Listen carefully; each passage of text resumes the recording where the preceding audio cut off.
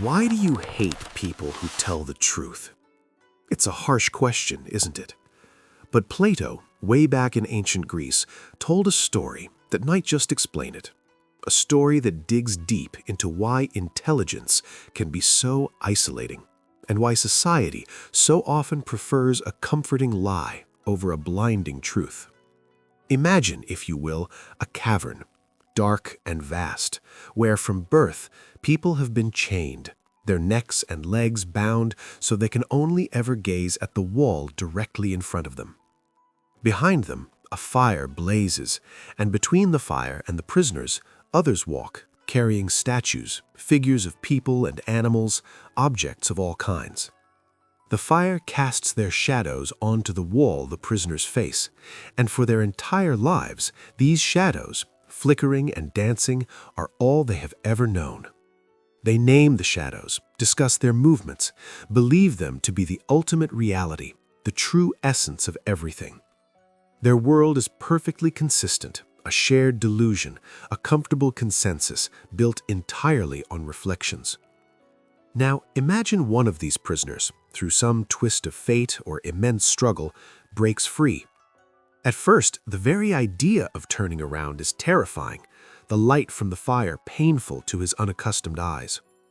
He is dragged, perhaps unwillingly, up a rugged, steep ascent out of the cave's mouth. The sunlight, when it finally hits him, is an agony. His eyes burn, water streams, and for a long time he can see nothing but brilliant, overwhelming light. But slowly, painfully, his vision adjusts. He sees the sun, the source of all light, the real world, the trees, the sky, the true forms of everything that were once just blurry shadows.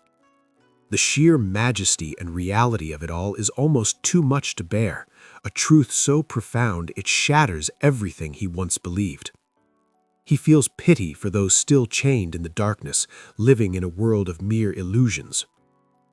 Driven by this profound empathy and perhaps a touch of intellectual arrogance, he resolves to return, to tell his fellow prisoners what he has seen.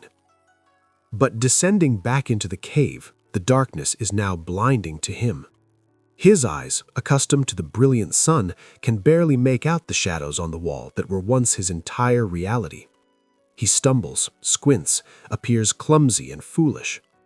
When he tries to explain the outside world, the real sun, the true forms, his words are met with confusion, then ridicule. He speaks of a light they cannot comprehend, of a reality that contradicts their entire lived experience. They see his impaired vision in the darkness, his inability to distinguish the shadows they so expertly interpret as proof of his madness. They believe his journey to the outside has ruined him, that the light has damaged his mind and eyes. They conclude that leaving the cave is dangerous, painful, and ultimately blinding. And if he persists, if he tries to unchain them, to force them to see what they refuse to believe, Plato suggests they would become enraged.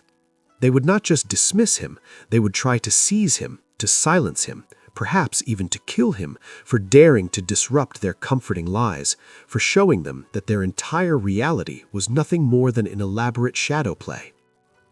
That's the bitter pill. Intelligence can be isolating because the truth often is inconvenient, unsettling, and profoundly uncomfortable.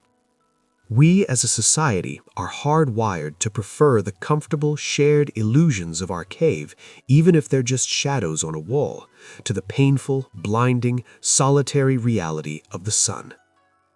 So, when someone tries to pull back the curtain, to show you the truth, ask yourself, are you ready to burn your eyes, or will you, like the prisoners, try to kill the messenger?